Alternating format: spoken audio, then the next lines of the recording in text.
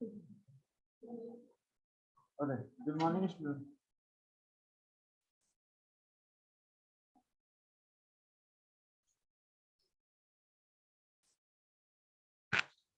Good morning, audio आ रहा है?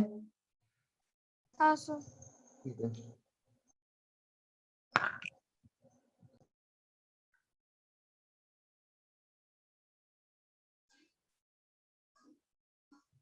देखो लास्ट क्लास में हम लोग कहाँ तक किए थे?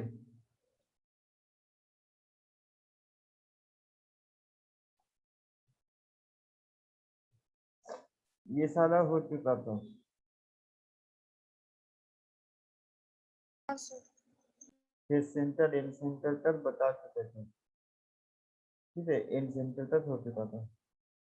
आज स्टार्ट करेंगे हम लोग number of atoms in a unit cell. ठीक है, एक यूनिट सेल में कितने एटम्स है? तो बात तो पहले ये समझो कि एक एटम्स मतलब एक यूनिट सेल में कितने एटम्स है। तो उसमें ये जो फर्स्ट जो सेल हम लोग लेंगे that is primitive cubic unit cell. अब प्रिमिटिव का मतलब हम लोग बताए थे लास्ट क्लास में, क्या होता है? What is primitive unit cell?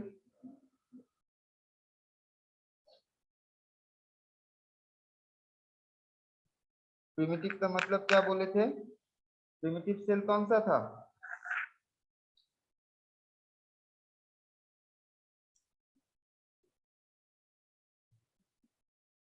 Primitive और नॉन प्रिमिटिव पढ़ाए थे।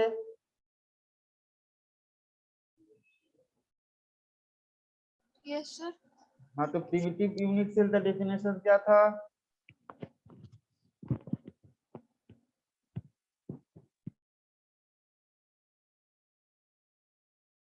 सर वो लास्ट दिन इवनिंग क्लास में सर हम नहीं कर पाए थे। अच्छा, लास्ट क्लास में नहीं थे?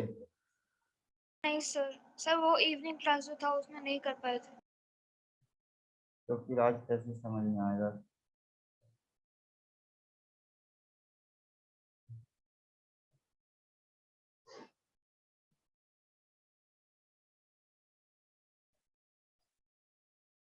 देखो ये होता है एक लैटिस। ठीक है, ये जो दिखाई दे रहा है एक स्ट्रक्चर, ये होता है क्रिस्टल लैटिस।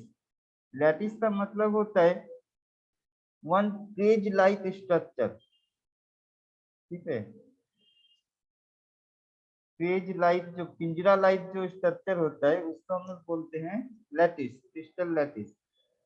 अब इसमें से देखो एक छोटा सा पोर्शन अगर हम लोग लेंगे जो बार बार रिपीट हो रहा है, वो छोटा सा पोर्शन जो होता है उसको हम लोग बोलते हैं क्रिस्टल लैटिस का यूनिट सेल। इसके बाद में आएगा। ठीक है, यहाँ पर देखो a portion of three dimensional cubic lattice and its unit cells. तो ये पूरा का पूरा जो स्ट्रक्चर है ये हो गया मेरा क्रिस्टल लैटिस, और ये रेड वाला जो पोर्शन है इसको बोलेंगे यूनिट सेल।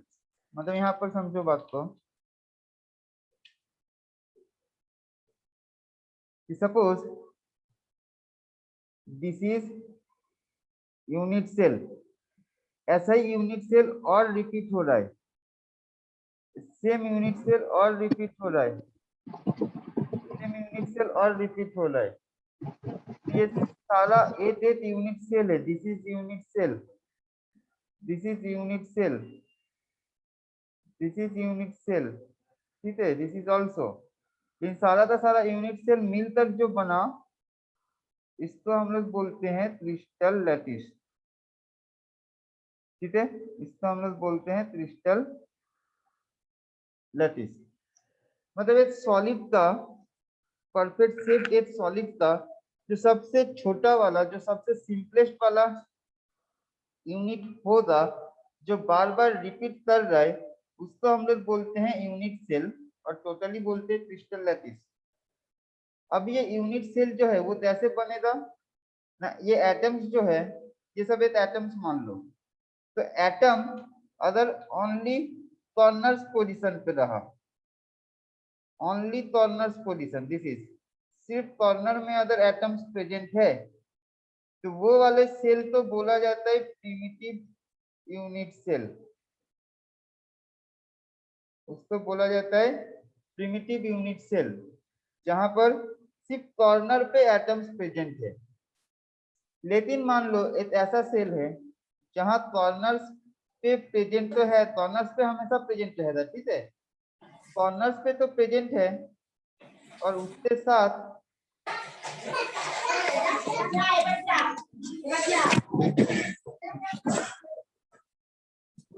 किसी और पोजीशन पे भी प्लेस हो सकता है, या तो इस एज में, ये वाले एज में। आदित्य थोड़ा म्यूट करो।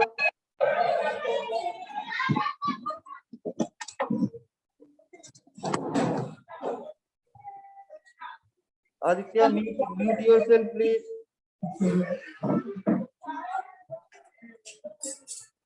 क्लास शुरू हो गया रे तुम्हारा? तो देखो यहाँ पर, क्लास शुरू है, काम में लगा hello Aditya mute yourself.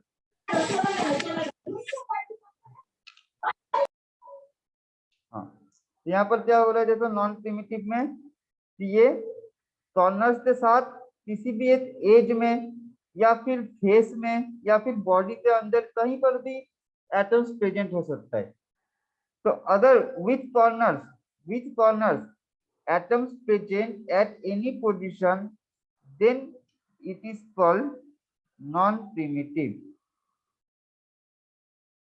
Then it is called non-primitive. समझ में आया प्रिमिटिव और नॉन प्रिमिटिव क्या होता है? Yes sir. यस ठीक है, यहाँ तक तो हम लास्ट क्लास में बता दिए थे, सूची नहीं थे, समझ में आ गया। अब हम लोग क्या करेंगे कि ये यूनिट सेल तो हुआ, अब यूनिट सेल में कितने एटम्स प्रेजेंट है, एक सिंगल यूनिट सेल में कितने एटम्स प्रेजेंट है, उसको हमको कैलकुलेट करना पड़ेगा, ठीक है। तो देखो यहाँ से क्या पता चल रहा है, अगर हम पूछे कि ये वाला यूनिट सेल में कितने एटम्स है, तो क्या आंसर आएगा?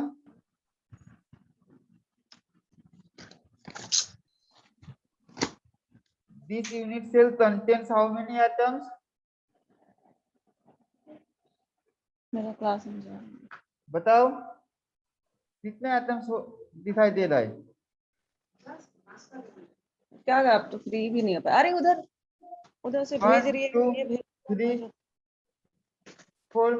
तो कितने एटम्स होना चाहिए? 4 एटम्स होना चाहिए ये यूनिट सेल में, हाँ या ना? लेकिन ये चारों atoms 4 atoms are not the part of only this cell, इसलिए हमको कैलकुलेट करना पड़ेगा कि एक एटम में, और सॉरी एक यूनिट सेल में कितने एटम्स एक्चुअली में प्रेजेंट होता है। जैसे ये स्ट्रक्चर से हम लोग देखे थे तो समझ में आएगा।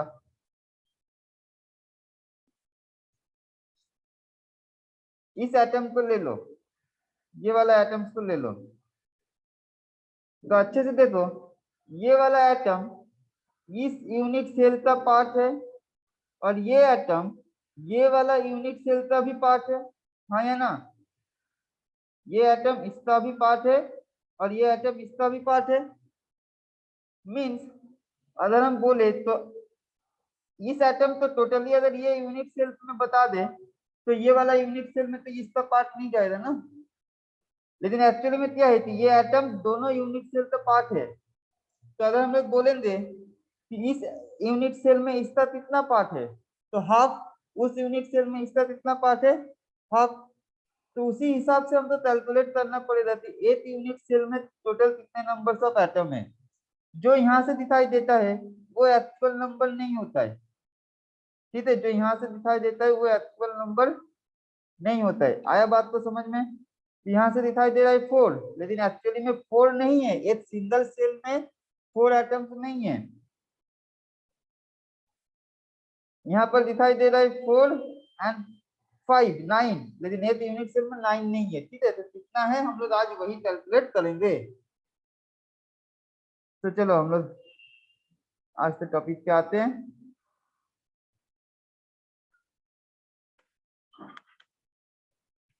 हेडिंग करो लास्ट क्लास के बाद आज, number of atoms in unit cell, ठीक है। और फर्स्ट होगा प्रिमिटिव क्यूबिक यूनिट सेल के लिए। देखो बात को अच्छे से समझो, अगर नहीं समझ में आ रहा तो फिर बोलना, ठीक है। यहाँ पर क्या हुआ कि ये प्रिमिटिव यूनिट सेल है। प्रिमिटिव का मतलब हुआ only at corners, only at corners. जो एटम्स प्रेजेंट है ये ओनली एट कॉर्नर्स होता है, ठीक है।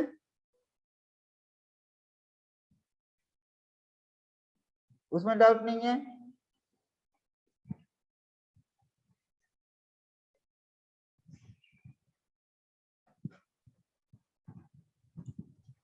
अब देखो हम लोग इसको कैलकुलेट कैसे करेंगे, देखो अच्छे से बात को समझो। ये जो कॉर्नर्स वाला पॉइंट है ना,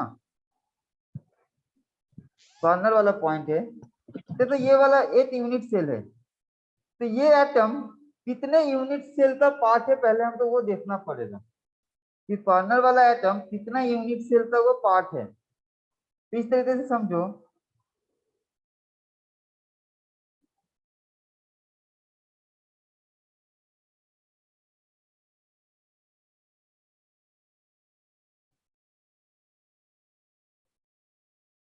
इस जगह पे वो एटम प्रेजेंट है, ये वाला।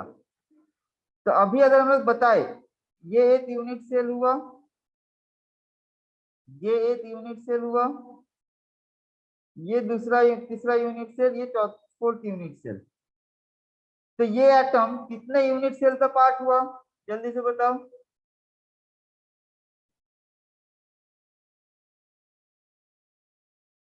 ये वाला एटम कितने यूनिट सेल का पार्ट बना?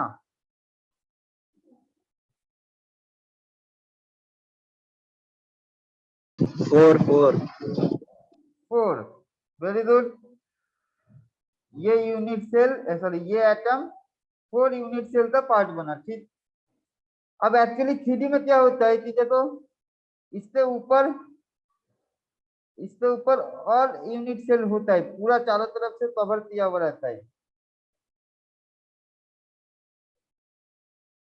मतलब वो वाला बॉल क्या हुआ, वो एटम क्या हुआ, अब एकदम बीच में चला दिया। नीचे ब्लू वाला यूनिट सेल, ऊपर रेड वाला यूनिट सेल। तो अभी अगर अच्छे से देखोगे तो ये एटम कितने यूनिट सेल का पार्ट बन गया?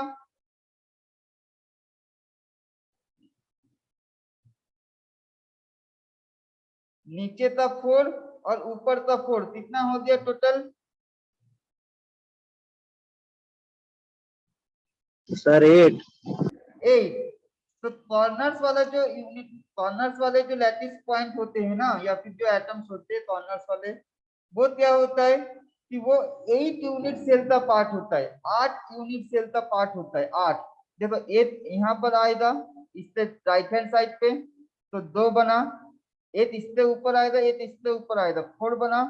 8 इधर पीछे से आएगा 5, 8 इधर पीछे से आएगा 6, 8 5 का ऊपर आएगा, 8 6 का ऊपर आएगा, तो हो जाएगा मेरा 8। तो कॉर्नर्स वाले जो लैटिस पॉइंट है वो 8 यूनिट सेल का पार्ट है, ठीक है। ऐसे समझो, यहाँ से 8 आया, यहाँ से 8 आया, यहाँ से 8 आया, इसको बता रहे ये वाला पॉइंट को, ठीक है। ये वाला सेल है, इससे यहाँ पर एज्यूम करो यहाँ पर था, तो 8 इससे इधर से आया, 8 इधर से आया, 8 इधर से आया, पावर हो गया 4। अब क्या होगा, फिर से 8, फिर से 8 यूनिट सेल इससे ऊपर प्लेस हो सकता है, ये बॉक्स का ऊपर में 8 इससे ऊपर में प्लेस होगा, 8 इससे ऊपर प्लेस होगा, 8 इससे ऊपर प्लेस होगा। तो ये वाला जो बॉल था, जो एटम्स था, जो लैटिस पॉइंट था, वो कितने यूनिट सेल का पार्ट बन गया? 8, ठीक है। इसमें किसी को डाउट है?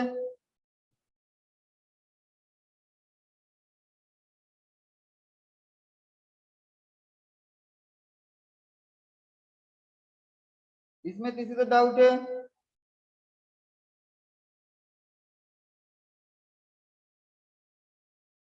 No sir.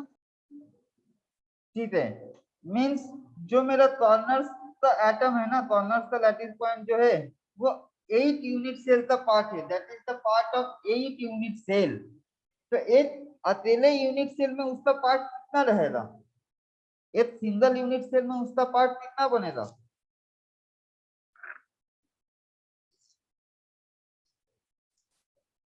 तो इसको कैसे लिखना है, ऐसे लिखना है, one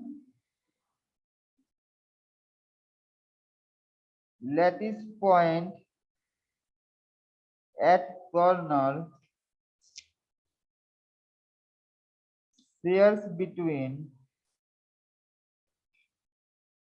8 यूनिट सेल। इसमें कोई डाउट नहीं है। तो अगर हम लोग पूछे कि share of one lattice point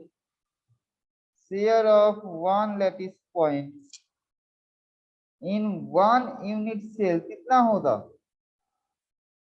mathematics से सिंपल, एक लैटिस पॉइंट 8 यूनिट सेल में शेयर हुआ है, तो एक लैटिस पॉइंट का एक यूनिट सेल में शेयर कितना? 1/8। Yes, sir. कैसे हुआ? सिंपल, मान लो हम बोल रहे हैं कि 1 rupees is share between 2 person. 1 rupees is share between 2 person. तो एक पर्सन को कितना मिला? एक सिंगल पर्सन को कितना रुपीस मिलेगा? 1/2। ठीक है। तो सिमिलरली यहाँ पर वही हो रहा है कि 8 यूनिट सेल में एक लैटिस पॉइंट शेयर है। ये वाला जो कॉर्नर्स वाला लैटिस पॉइंट है, तो one lattice point at corner shares between 8 unit cell. तो 8 यूनिट सेल में शेयर कितना मिलेगा? 1/8। यहाँ पर अभी तक किसी को डाउट है?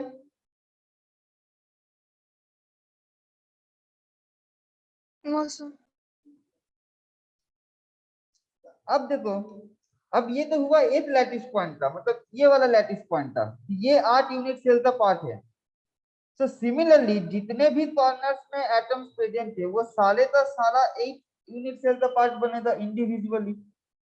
तो ये भी अलग से 8 यूनिट सेल का पार्ट है, ये भी अलग से 8 यूनिट सेल का पार्ट है, ये भी 8 यूनिट सेल का पार्ट है। तो उस हिसाब से मेरे पास कितने लैटिस पॉइंट है? मेरे पास total lattice point at corners जो है, total lattice point at corners कितना है? 8। तो इन वन यूनिट सेल उसका शेयरिंग कितना बन जाएगा? In one unit cell share equal to, देखो एक लैटिस पॉइंट का शेयर है 1/8, तो 8 लैटिस पॉइंट का शेयर क्या हो जाएगा? In one unit cell share of 8 lattice point कितना बन जाएगा?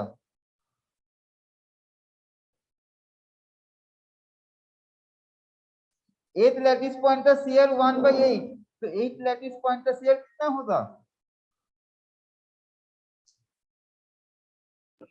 So 1। कैसे आया? 8, 8/8. हाँ 8 इंटू 1/8, मतलब क्या थी? सिंपली हम लोग बोल रहे कि एक चॉकलेट का दाम है 2 रुपए, तो 8 चॉकलेट का दाम कितना है? 16 रुपए। Simply multiply. वैसे यहाँ पर किए थी, एक यूनिट सेल का एक लैटिस, मतलब एक लैटिस पॉइंट का एक यूनिट सेल में शेयर है 1/8, तो 8 लैटिस पॉइंट का एक यूनिट सेल में शेयर कितना होगा? 1/8 into 8, that is 1 lattice point. ठीक है।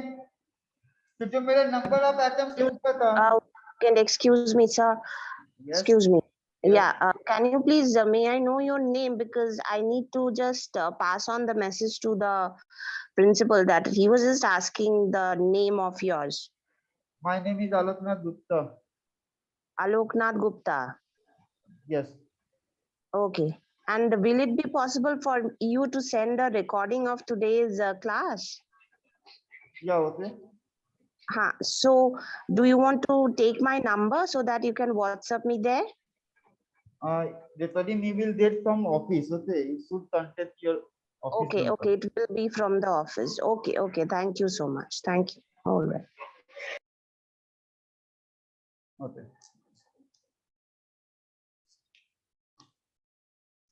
यहाँ पर क्या हुआ कि हम लोग क्या बोले थी, 8 लैटिस पॉइंट का जो शेयर है in one unit cell, that will be one lattice point. So the question was number of atoms in a unit cell. So for the primitive qubit unit cell, there present only one lattice point at corner. Okay, only one lattice point, not these 8, because all these 8 lattice points are not the part of one single unit cell. They are part of 8 different unit cells, like this, 8 different unit cells.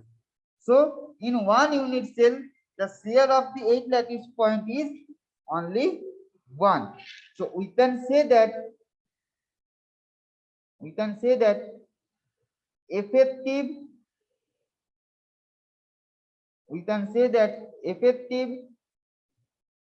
number of atoms at corner in a unit cell is 1 atom. Have you any doubt, anyone? No, sir. सबको समझ में आया? Yes, sir. Okay. Sanjita, have you any doubt?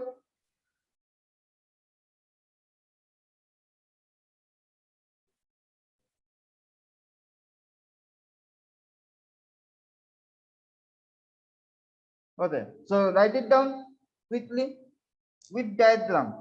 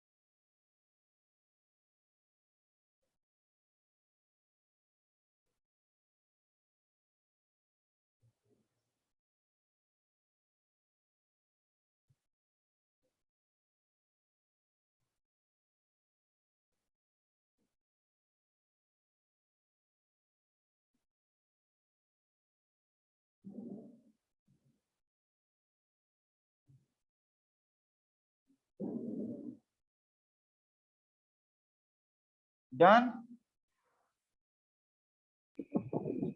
Yes, the last line. Okay.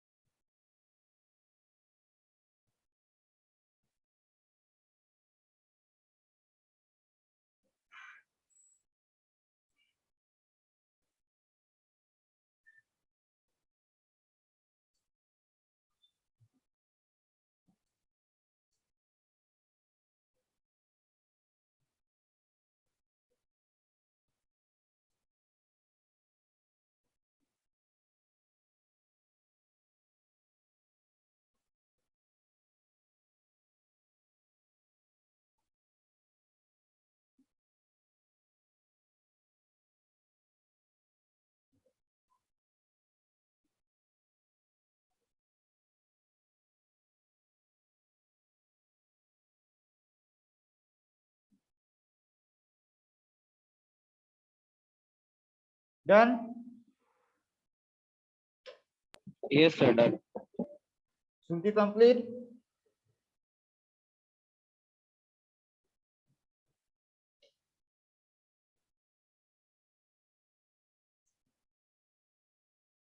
Hello, Yes, sir. Okay, clear है? कोई doubt नहीं है इसमें? Doubt है तो पूछ लो बेटा, क्योंकि ये फिर बाद में काम आएगा।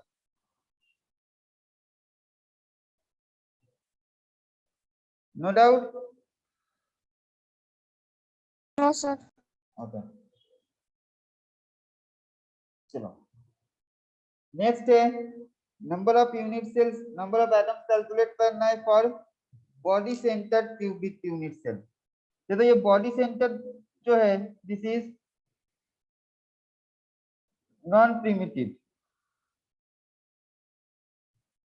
What I told you that non-primitive, non-primitive means with corners, means corner पे तो present रहेगा, with corners there must be present any atom at any position.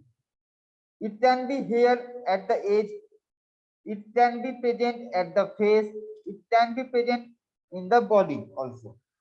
Okay, so this is non-primitive with corner, here the atom present at the body, inside the body, at the middle position. Okay, so this is, that's why called body center, because this lattice point or the atom is present at the body, in the body. Okay, that's why it is non-primitive. Clear? Look at here, this was primitive. Primitive means only at the corners, and non-primitive means with corners somewhere else also, also it is present. Okay, got it?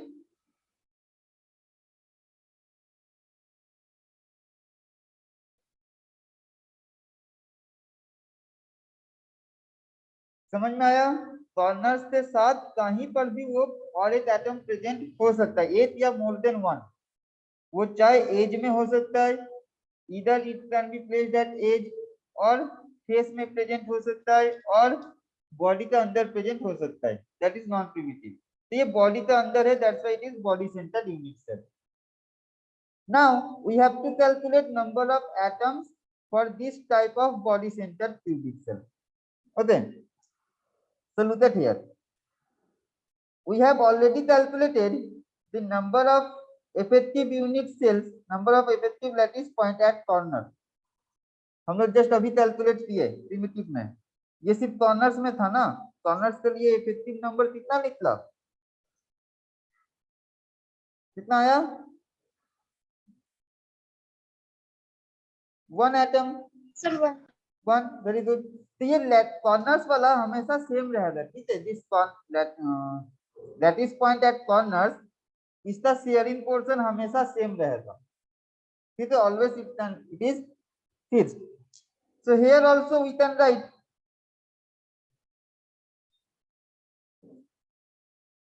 effective atom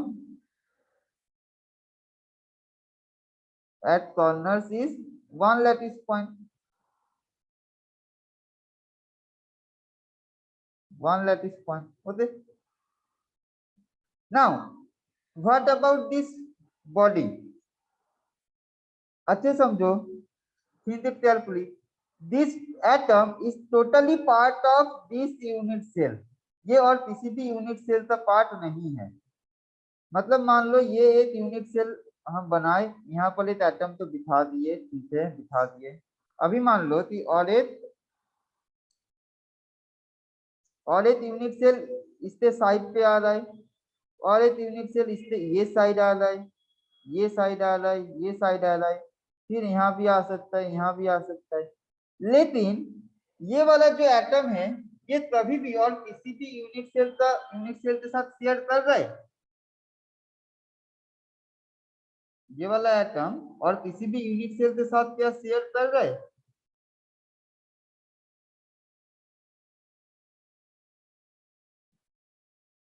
नहीं कर रहा है ना, क्योंकि ये atom तो सिर्फ इस यूनिट सेल के एकदम बीच में प्रेजेंट है, इनसाइड दी बॉडी।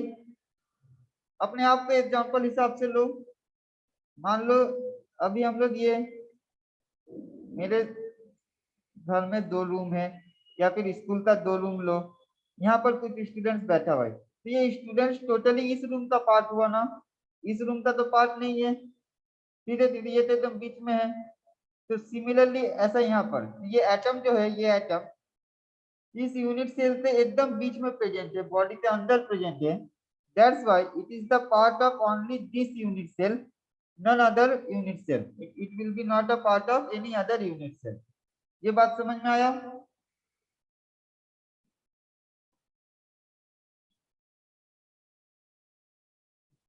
ये बात समझ में आया? इसमें डाउट है? No sir. ठीक है, तो देखो अगर ये वाला एटम सिर्फ इसी यूनिट सेल का पार्ट है, तो इसका 100% शेयरिंग किसको मिलेगा? इसी यूनिट सेल को मिलेगा। तो 100% शेयर मतलब ओनली वन एटम, तो हम लोग क्या बोल सकते हैं? Share of atom at in करो atom in body equal to 1। ठीक, ये पूरा तो पूरा इसी यूनिट सेल का पार्ट है, तो हम लोग क्या बोल सकते हैं? सो टोटल नंबर ऑफ जो एटम्स है, total number of atoms in one body centre cubic cell BCC, ठीक है, बॉडी सेंटर ट्यूबिक सेल कितना होगा? 1 आया लैटिस पॉइंट कॉर्नर से, 1 आया कॉर्नर से, और 1 आया बॉडी से, दैट इज 1 + 1 इक्वल्स टू 2। समझ में आया? बॉडी सेंटर ट्यूबिक सेल में जो मेरा बॉडी सेंटर ट्यूबिक सेल में जो effective total number of atoms होता है वो कितना होता है? 2 होता है। ठीक है, कोई डाउट है इसमें? No sir. होता है, नोट डाउन करो तब इसको विद डायग्राम।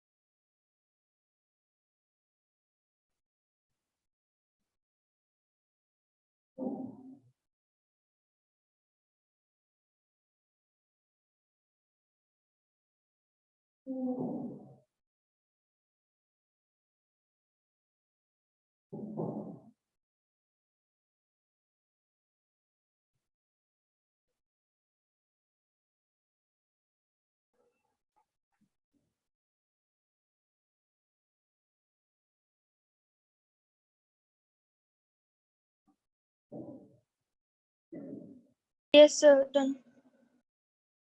होता है।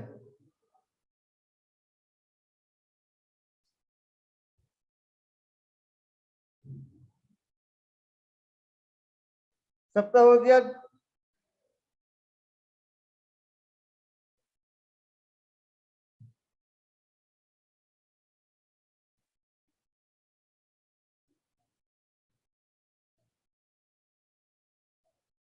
और चलो next, face centred unit cell. तो देखो ये जो फेस सेंटर्ड यूनिट सेल है, this is also a non primitive. Now it is clear to you why it is called non primitive, because with corners, look at here, yellow atoms are at corners, okay, and the pink atoms are at other position, except corner. Okay, that's why it is non-primitive. Now where it is placed? It is placed at the face. Face means this is one face. This is one face. You can imagine this. इसको आप लोग ऐसे imagine करो, जिस भी room में अभी आप बैठे हो, जिस भी रूम में बैठे हो, उस रूम के वॉल्स को एज्यूम करो, उसमें कितने फेस दिखाई दे रहा है। देखो, सामने एक वॉल, पीछे एक वॉल, राइट हैंड साइड में एक वॉल, लेफ्ट हैंड साइड में एक वॉल, एक ऊपर रूफ और एक नीचे फेस मिलेगा। टोटल कितना फेस मिला हमको? सर 6। 6 फेस मिला। Very good. अब ये 6 फेस, हर एक फेस में 8 एटम प्रेजेंट है, ठीक है। तो देखो ये 3D तो 2D में दिखाया गया है, इसलिए क्या है, ये ऊपर वाला एटम, मतलब ये जहां पर सीलिंग फैन रहता है, रूफ वाले जो फेस है उसमें एक एटम प्रेजेंट है एकदम बीचों बीच में। ये वाला एकदम नीचे जहां पर हम लोग चेयर रखते, जो बेस है ग्राउंड, उस पे ये एटम्स प्लेस्ड है। This is your right hand side, this is your left hand side. Now as it is because it is a 2D diagram, so the atoms present your in your face, which is front of you and back of you, that will be placed like here. Okay, इसे ऐसे भी draw कर सकते हो। मान लो एक हम लोग यूनिट सेल ऐसे बना लिए,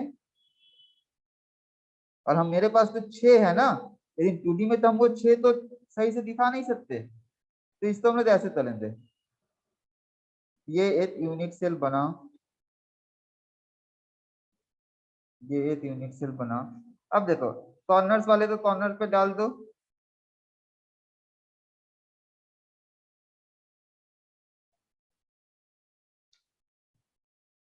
कॉर्नर्स वाले को कॉर्नर्स पे डाल दिए।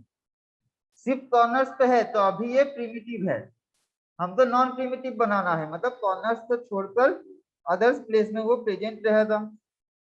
तो चलो क्या लेते हैं, फेस में। देखो ये ऊपर वाला फेस है जहां सीलिंग फैन होता है, एक एटम यहाँ प्रेजेंट है।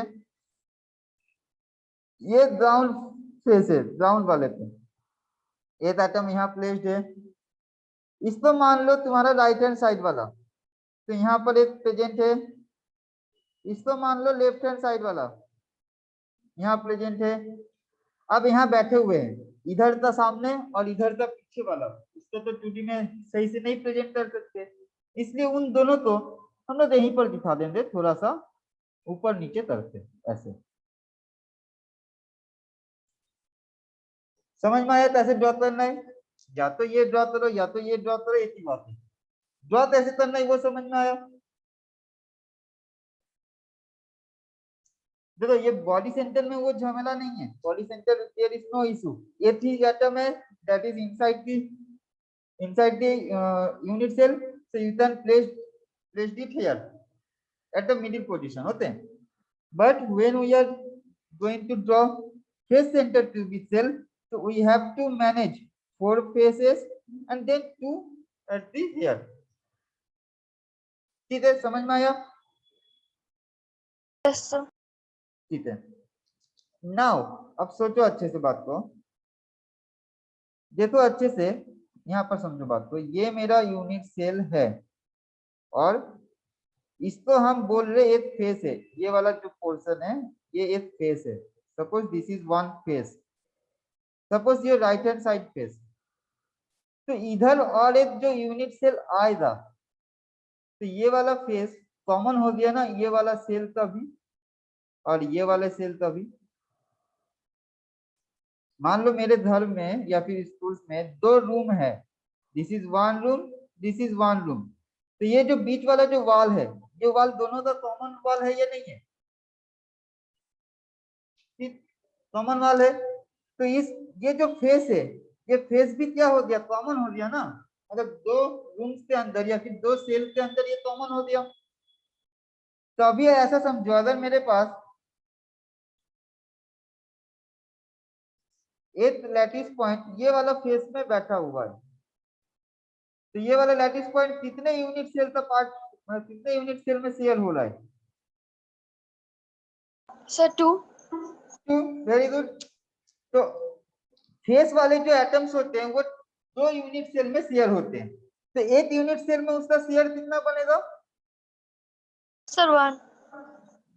नहीं, 1 lattice point shared between 2 cell, तो एक सेल में उसका शेयर कितना बनेगा?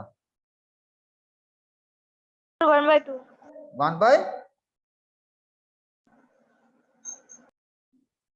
1/2। Yes, sir. दो सेल के बीच में एक लैटिस पॉइंट है, तो एक सेल में कितना? 1/2, हाफ, सिंपल। तो इसी को हम लोग लिखेंगे यहाँ पर, share of lattice point at face in 1 unit cell. एक सिंगल यूनिट सेल में लैटिस पॉइंट का शेयर कितना होता है? Half atom. हाफ एटम्स का शेयर होता है, हाफ एटम। ठीक है, तो मेरे पास अभी बताओ कि कितने फेस था? How many face we have? Sir, 2. No, total how many face? Sir, 4. और ये दोनों अपने रूम तो देखो, 6. हाँ अपने रूम तो देखो, टोटल मेरे पास 6 पेज है। Right, left, front, back, up and down, total 6 page है मेरे पास। तो 6 पेज है, मतलब एटम्स भी कितने हो गए फेस में? एटम्स भी कितने हो गए फेस में? Sir, 6. 6। तो अभी हम बता रहे कि एक लैटिस पॉइंट का शेयर होगा, मतलब एक यूनिट सेल में एक लैटिस पॉइंट का शेयर होगा हाफ। तो अभी हम लोग बताए कि 6 लैटिस पॉइंट है, तो 6 लैटिस पॉइंट का शेयर कितना बनेगा? Share of 6 lattice point in 1 unit cell, वो कितना बनेगा? तो बात तो समझो, एक लैटिस पॉइंट का शेयर कितना बना? Half atom. तो 6 लैटिस पॉइंट का शेयर कितना बनेगा? बोलो। एक लैटिस पॉइंट का अगर जो मेरा शेयर बना एक यूनिट सेल में, वो बना मेरा हाफ एटम का, तो 6 लैटिस पॉइंट का क्या बनेगा share? Sir, 6 into half. 6 into half, very good. That's mean कितना आ गया? 3 एटम का, 3 एटम्स। अब समझो, हमको क्या चाहिए था? टोटल नंबर ऑफ एटम्स चाहिए था इसमें, फेस सेंटर में। तो फेस वाले जो है, ये फेस से आया, this is from face. Corners वाला तो हमेशा फिक्स्ड है ना, एटम्स फ्रॉम कॉर्नर, वो कितना था? प्रिमिटिव बॉडी सेंटर, वो कितना था? हम लोग यहाँ पर क्या किए? कॉर्नर्स तो कितना लिखे थे? कॉर्नर्स क्या आया था? 1। Yes, sir. यहाँ पर भी देखो, प्रिमिटिव में कॉर्नर्स का शेयरिंग जो पूरा किए 8 इंटू 1/8 करते, ठीक है, 8 बार वो शेयर हो रहा है 8 यूनिट सेल्स में, डिफरेंट 8 यूनिट सेल्स में। तो टोटल कॉर्नर से हमको कितना एटम्स मिल रहा है? 1। तो ये तो हमेशा फिक्स्ड है कॉर्नर वाला, तो उसी के लिए हम लोग बॉडी सेंटर पे क्या किए? 1 फ्रॉम कॉर्नर्स, और ये सिर्फ this is the part of only this unit cell, तो 1 + 1 ये 2 बना। तो फेस सेंटर में ये क्या होगा? फेस सेंटर में ये क्या होगा कि मेरा जो फेस है, फेस से हमको कितना मिला? 3 एटम्स मिला, और फ्रॉम कॉर्नर्स कितना मिला था? 1 एटम। ठीक है, तो टोटल नंबर ऑफ एटम्स कितना बन गया?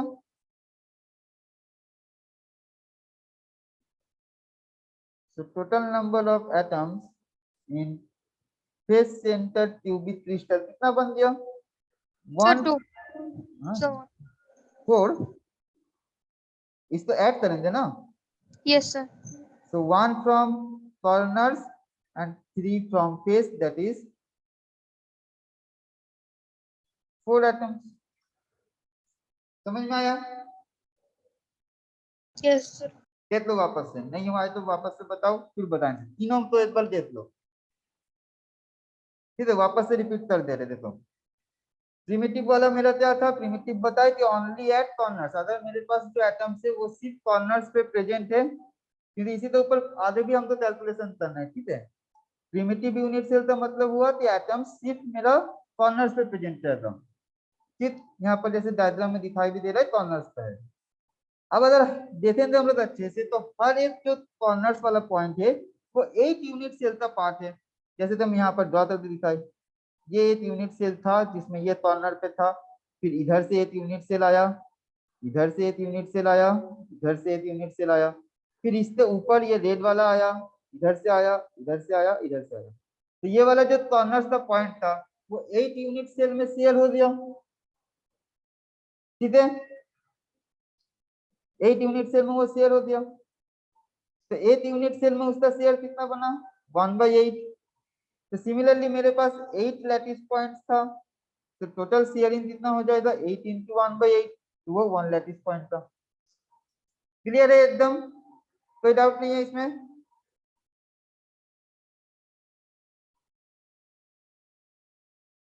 Yes, sir. ठीक है, तो वही कॉन्सेप्ट मेरा यहाँ भी चला, फेस में भी जो कॉर्नर्स वाला है वो तो चला दिया 8 इंटू 1/8 1, और जो फेस वाला है जैसे 8 फेस 2 यूनिट सेल का पार्ट है।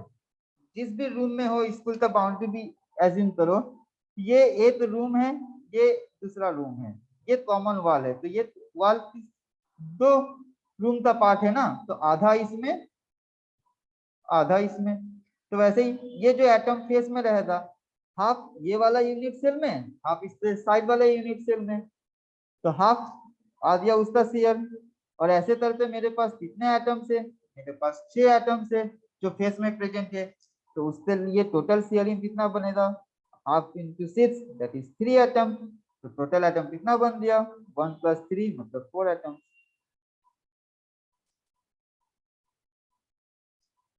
ठीक है, ड्रॉ करो जल्दी से, मतलब राइट डाउन करो पूरा।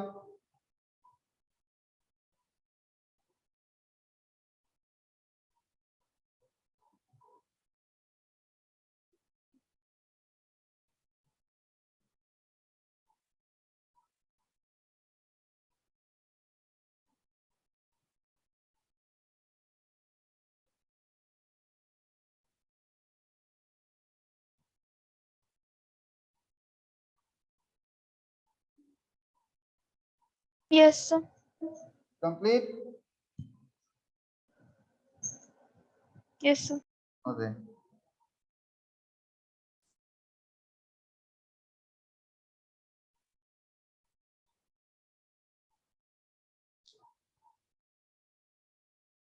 चलो नेक्स्ट हम लोग नेक्स्ट टॉपिक देखते हैं, क्लोज पैक्ड स्ट्रक्चर्स।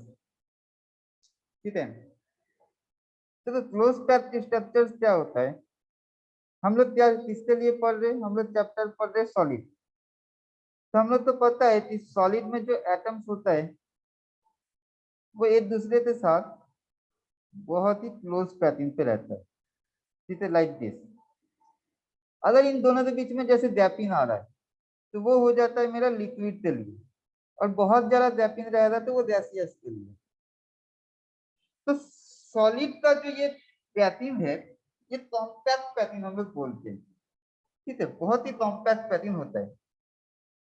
नाउ ये जो पैकिंग हुआ, ये पैकिंग हम लोग अब डिफरेंट डिफरेंट डायरेक्शन में पढ़ेंगे, दैट इज इन 1 डायमेंशन, इसके बाद आएगा 2 डायमेंशन, फिर आएगा मेरा 3 डायमेंशन।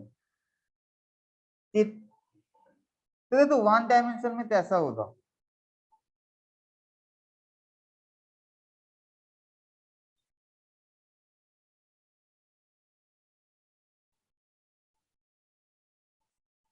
एटम्स एक दूसरे के साथ ऐसे कनेक्टेड है सपोज, ठीक है, एटम्स एक दूसरे के साथ ऐसे कनेक्टेड है एकदम। अब इसमें this is 1 dimension, 1 dimension means सिर्फ लेंथ ले लो या फिर सिर्फ ब्रेथ ले लो, ठीक है, या फिर सिर्फ हाइट ले लो, किसी भी 1 डायमेंशन में।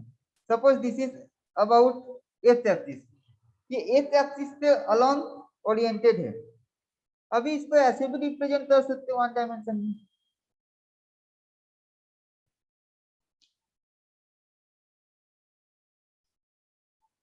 ठीक है। तो इसको हम लोग बोल सकते हैं this is along y axis. फिर इसको ऐसे भी ड्रॉ कर सकते हैं,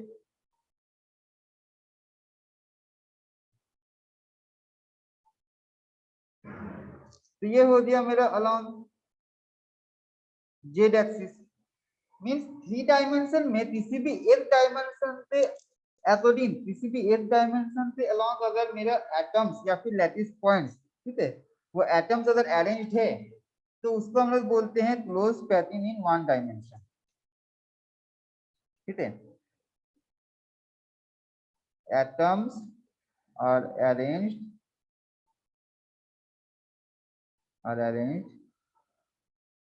only in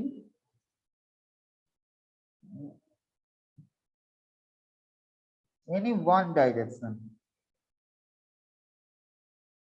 ठीक है, किसी भी एक डायरेक्शन में वो ओरिएंटेड रहेगा, अरेंज रहेगा, उसको हम लोग बोलते हैं close pattern in 1 dimension. Now अब देखो यहाँ पर सपोज हम इसे थोड़ा कलर कर दे रहे हैं। Suppose we are talking about this atom,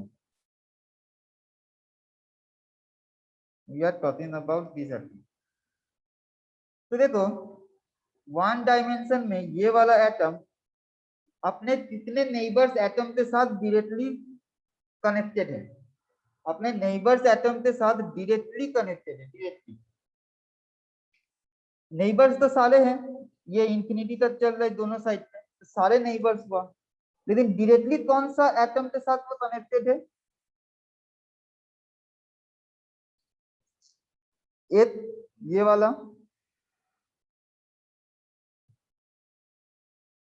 ठीक है, देखो इसके साथ डायरेक्टली कनेक्टेड है, और एक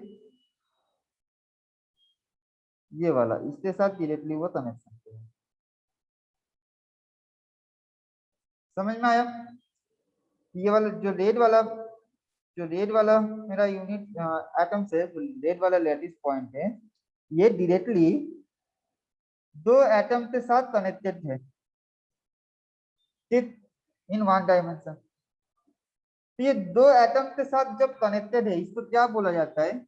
इसको बोला जाता है कोऑर्डिनेशन नंबर।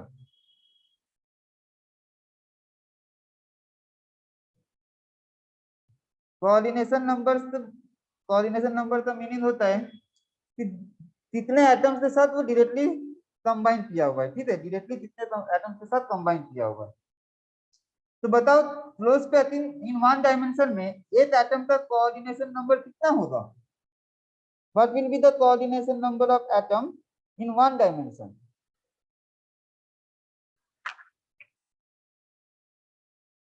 Sir,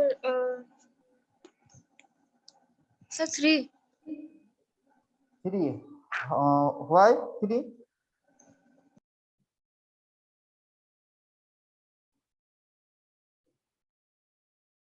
इसको देखो, ये रेड वाले को देखो, रेड वाला एक हम लोग जब भी कोऑर्डिनेशन नंबर बोलेंगे तो किसी भी एक एटम को तो फिक्स कर लेंगे ना, वो वाले एटम और कितने एटम्स के साथ डायरेक्टली कंबाइंड है। तो अगर ये वाला एटम्स को हम सिर्फ एज्यूम कर दे दिस वन, तो ये वाला एटम और कितने एटम्स के साथ डायरेक्टली बॉन्डेड है? एक इसके साथ और एक इसके साथ, तो कितना हो जाएगा कोऑर्डिनेशन नंबर?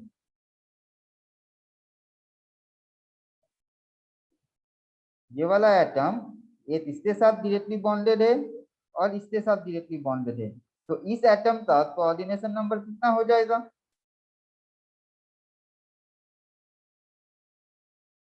बताओ।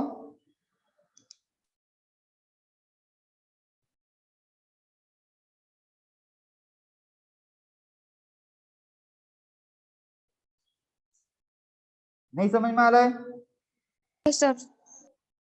हम बोल रहे देखो, सपोज मान लो ये एक पर्सन है, ठीक है, ये इसके साथ यहाँ पर कनेक्शन किया हुआ है,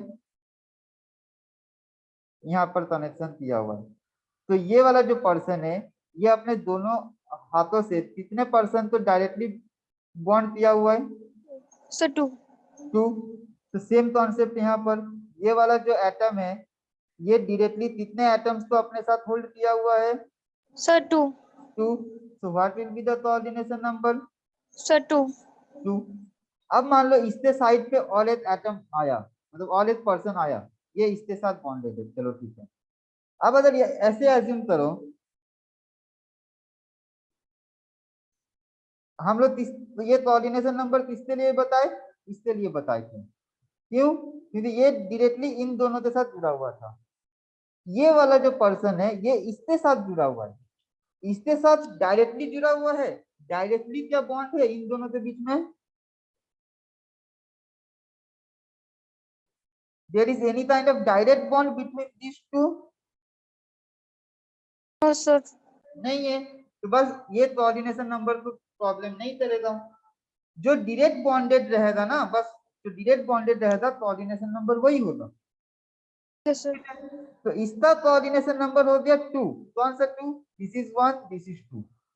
लेकिन अब अगर हम लोग इसके बारे में बात करेंगे, तब ये देखो अब किसके साथ बॉन्डेड है? इसके साथ और इसके साथ। तो इसका भी कोऑर्डिनेशन नंबर क्या हो जाएगा? 2. 2। तो ऐसे करते हुए चलता रहेगा 2, सारे एटम्स का कोऑर्डिनेशन नंबर हो जाएगा 2। देखो इसका जब हम लोग बता रहे तो इसके साथ कौन सा 2 एटम्स जुड़ा हुआ है? एक ये। लेकिन जब इसके बारे में बताएंगे तब एक ये और एक ये, फिर जब इसके बारे में बताएंगे तो ये और ये, ऐसे करते हुए चलेगा। लेकिन एक पर्टिकुलर एटम का जो कोऑर्डिनेशन नंबर होता है, coordination number of any atom जो होगा, एक पर्टिकुलर एटम, वो कितना होगा? मेरा 2 होगा। ठीक है, समझ में आया? नहीं आया तो बताओ, फिर से बताएंगे। Yes, sir. समझ। क्लियर है? हाँ, sir. ठीक है, नोट डाउन करो।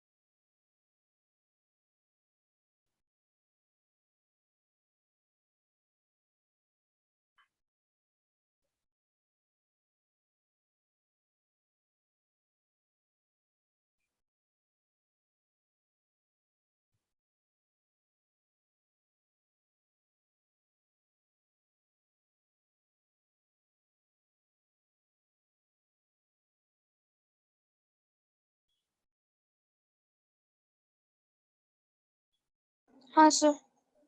डन? हाँ, sir. ठीक है,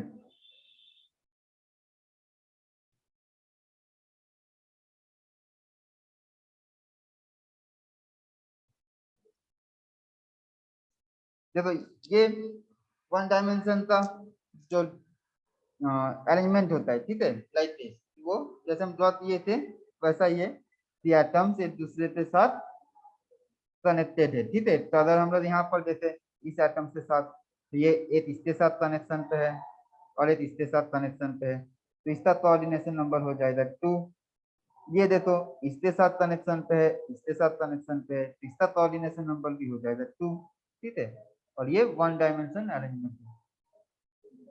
समझ में आया?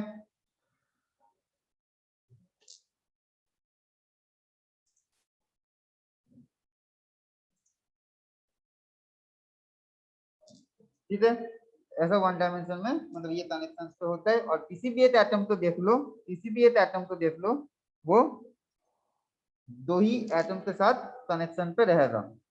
किसी भी एटम को ले लो, और ये इधर कंटिन्यू चलेगा, ऐसा नहीं है कि यहाँ पर ब्रेक आ गया, नहीं, इधर कंटिन्यू चलेगा। सिमिलर इधर भी कंटिन्यू वो चलेगा, मतलब एटम्स इधर भी मूव कर रहा है, एटम्स इधर भी प्रेजेंट है। ठीक है,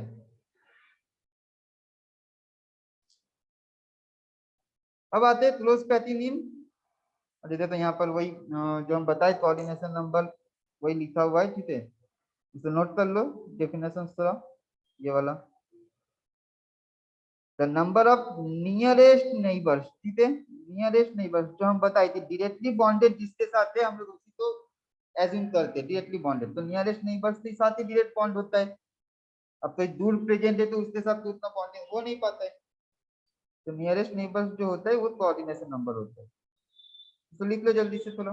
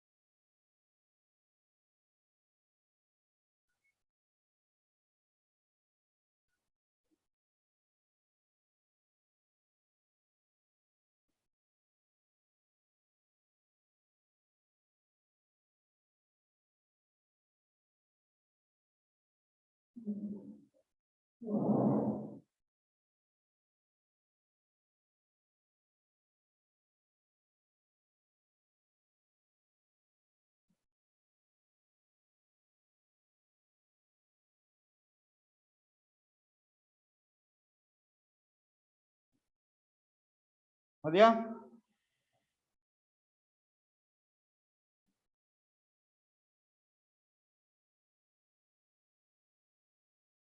Yes, sir. Okay,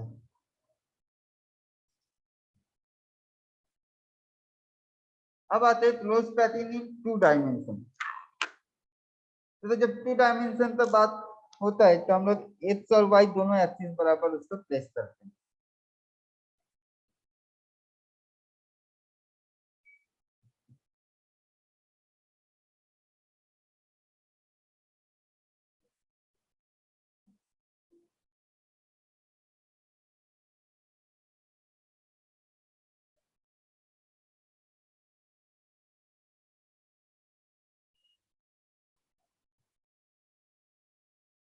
like this. ठीक है, और एक लेयर ले लेते हैं, सारी समझ में आ जाए।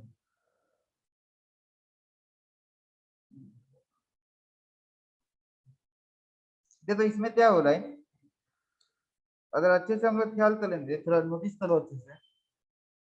This was this was 1 dimension, एक लाइन पे वो अरेंज है। इसी लाइन के नीचे और एक ऐसा लाइन प्लेस कर दिए, मतलब सेम अरेंजमेंट इसके नीचे प्लेस कर दिए। ठीक, सेम फिर उसके नीचे प्लेस कर दिए। तो ये अगर इधर एक्स एक्सिस था तो इधर भी तो अब अरेंजमेंट हो रहा है, मतलब along the y axis arrangement हो रहा है, हाँ या ना? समझ में आ रहा है? ये अलोंग एक्स एक्सिस था, इससे नीचे और एक ऐसा लाइन रख दिए, फिर ऐसा लाइन रख दिए, फिर ऐसा लाइन रख दिए, that is 2 dimension. X axis बराबर और अलोंग वाई एक्सिस। ठीक है,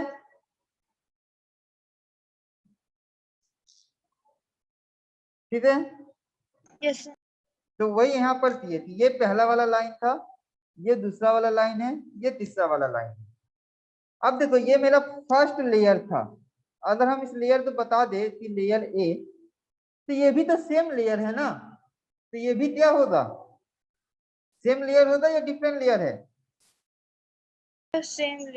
सेम है, मतलब it will also a, it will also a. ये होता है मेरा क्लोज पैकिंग इन 2 डायमेंशन। अब क्लोज पैकिंग इन 2 डायमेंशन 2 तरीके का होता है, 2 टाइप्स ऑफ होता है। एक तो जैसा अभी दिखाए हम वैसा, ठीक है, जहां पर पहले वाला लेयर के नीचे एकदम एग्जैक्टली पोजीशन पे हम लोग सेकंड लेयर को बिठा देंगे, ठीक है। लेकिन और एक कैसा अरेंजमेंट होता है, ऐसा होता है, और एक ऐसा होगा। चलो थोड़ा सा छोटा लेते हैं क्योंकि बहुत सारा इसमें ड्रॉ करना है। देखो जस्ट इससे नीचे बिठाए थे, अभी वैसा नहीं करना है, अभी थोड़ा सा क्या कहाँ बिठाएंगे, ये वाला गैप में बिठाएंगे, ये वाला गैप में बिठाएंगे, मतलब यहाँ पर बिठाएंगे, ठीक। ये यहाँ पर गैप में बैठेगा, ये यहाँ पर गैप में बैठेगा, ये ऐसे करके बैठेगा, ठीक है, ऐसे वो गैप में बैठेगा। फिर इसका अगला लेयर जो आएगा वो फिर से इसी लेयर का रिपीटेशन होगा, पहले वाले लेयर का रिपीटेशन होगा। तो पहले वाले लेयर का रिपीटेशन मतलब यहाँ पर आएगा, ये यहाँ जाएगा, मतलब एकदम पहले वाले लेयर का एकदम नीचे। तो देखो दोनों स्ट्रक्चर में कुछ डिफरेंस समझ में आ रहा है। यहाँ पर क्या था कि पहले वाले लेयर का जस्ट नीचे एकदम सेम वे में बैठा हुआ है, यहाँ पर लेकिन लेयर थोड़ा हटा हुआ है, वो वैकेंट पोजीशन पे बैठा हुआ है, वैकेंट पोजीशन को ऑक्युपाई किया हुआ है। तो अगर ये वाला लेयर तो हम बताएंगे, फर्स्ट लेयर अगर ए है तो सेकंड लेयर ए होगा या बी होगा?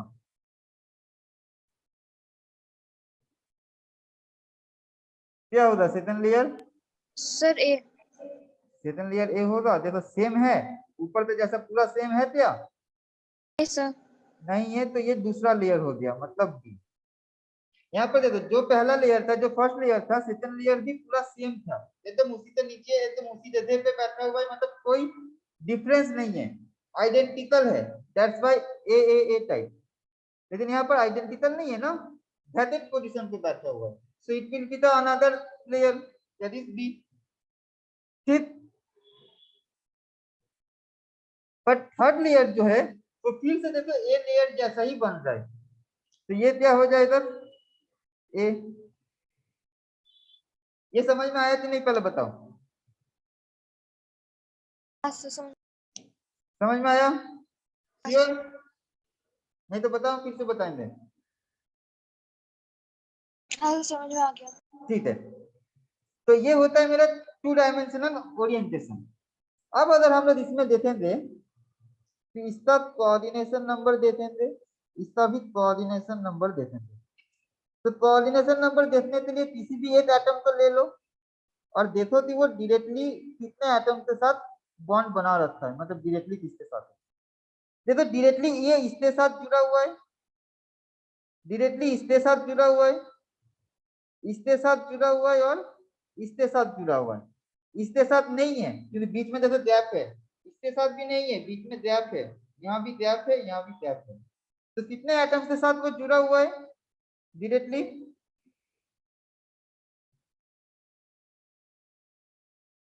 एक सिंगल एटम, अगर हम इस एटम के बात बता ले तो ये डायरेक्टली कितने एटम्स के साथ जुड़ा हुआ है? एक ऊपर, एक नीचे, एक साइड, एक ये साइड, कितना हुआ?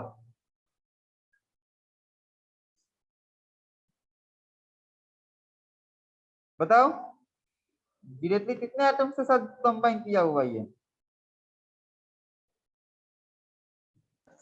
सर और हाँ 4 बोलो। सर 4। 4, very good. एक ये वाला, ठीक है, हम कलर कर दे रहे। फिर ये वाला इसके साथ डायरेक्टली जुड़ा हुआ है, इसके साथ डायरेक्टली जुड़ा हुआ है, और सिर्फ इसके साथ जुड़ा हुआ है। तो ये कैसा बन रहा है? जैसे ऐसा स्ट्रक्चर बन रहा है, ऐसा, सिर्फ 4 के साथ जुड़ा हुआ है। तो कोऑर्डिनेशन नंबर कितना हो जाएगा? सर 4। 4, very good. इसको बोला जाता है ना, देखो ये क्या बन गया, 4 का मतलब बन गया ये स्क्वायर, तो इसको बोला जाता है स्क्वायर क्लोज पैकिंग। स्क्वायर बनाना, एक जो हम लोग इसको एज्यूम करेंगे तो स्क्वायर बन रहा है, इसलिए इसको बोला जाता है square close square close pattern. ठीक है, अब इसमें आते हैं। देखो ये वाला एटम तो सोचो, ये तो इसके साथ डायरेक्टली जुड़ा हुआ है। देखो ये तो इसके साथ, ये तो इसके साथ, इसके साथ, तो यहाँ है, यहाँ है, यहाँ है, यहाँ है, इसके साथ भी है, ये यहाँ पर है। ठीक है, इसके साथ है और फिर इसके साथ है। तो कितने एटम के साथ जुड़ा हुआ है यहाँ पर? सर सर 4 नहीं, देखो काउंट करो।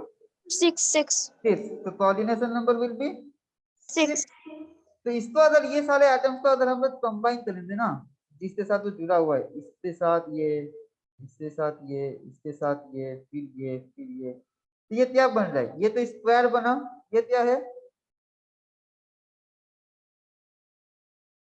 This is called pentagon, hexagon. क्या है ये? Sir hexagon. हेक्सागन। तो ये बनता है हेक्सागोनल,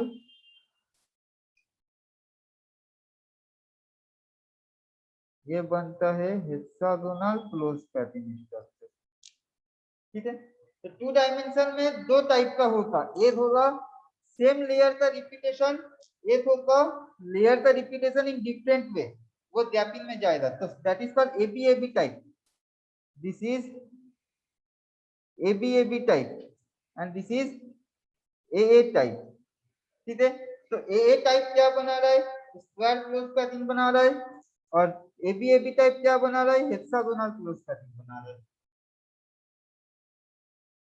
क्लियर है?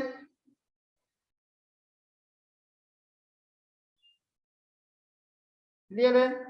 Yes sir. ठीक है, तुम्हें इसको ड्रॉ करो।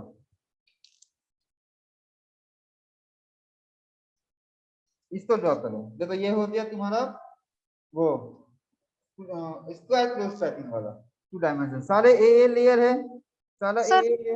हाँ बोलो,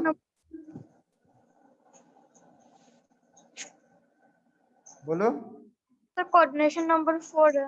हाँ, कोऑर्डिनेशन नंबर वो भी हम यहाँ पर है, स्क्वायर क्लोज पैटर्न हम यहाँ पर लिख दे रहे हैं। कोऑर्डिनेशन नंबर 4, जैसे यहाँ पर दिखा दिया है, 4 के साथ कोई कनेक्शन है, 4 हो जाएगा। ठीक है, इसके साथ, इसके साथ, इसके साथ, इसके साथ, किसी भी एक एटम को ले लो, इसको ले लो। चलो देखो 1 2 3 4, इसको ले लो तो 1 2 3 4। ठीक है, तो हमेशा 4 रहेगा।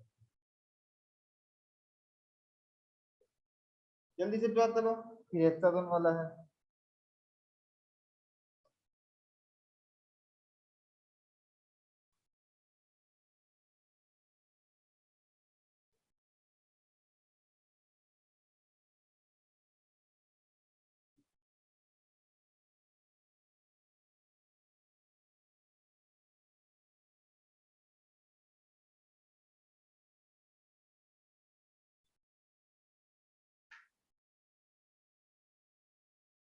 हाँ सर। हो गया? हाँ सर। अब ये हेक्सागन वाला ड्रॉ करो। चलो, सर इसमें 6 है। हाँ 6, इसका कोऑर्डिनेशन नंबर 6 देखो। ये वाला एटम कनेक्टेड है, ये एटम कनेक्टेड है, ये एटम कनेक्टेड है, ये कनेक्टेड है, ये कनेक्टेड है, ये कनेक्टेड है। किसी भी पोजीशन पे ले लोगे ना किसी भी एटम को, तो वो 6 मिलेगा। नीचे वाले को भी लेंगे, अगर इसको भी लेंगे, चलो तो देखो 1 2 3 4 5 6, तो हमेशा वो हेक्सागोनल क्लोज पैटर्न ही बनेगा। कोऑर्डिनेशन नंबर होगा मेरा 6।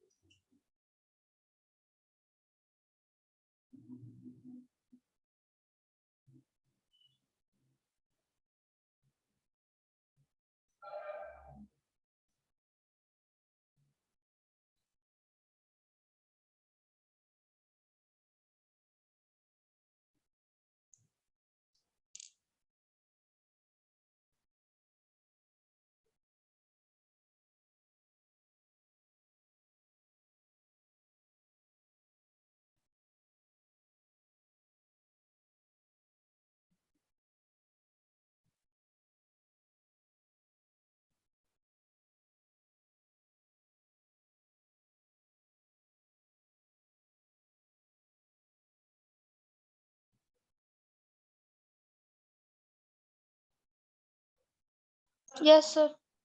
कंप्लीट ओके, कोई डाउट है अभी तक? नहीं sir. श्योर? Yes. ठीक है, आज के लिए इतना ही। कल हम लोग पढ़ेंगे 3 डायमेंशन, ठीक है?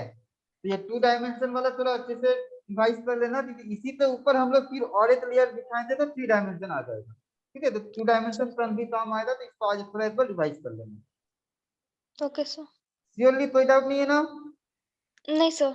ओके, चलो ठीक है, ओके।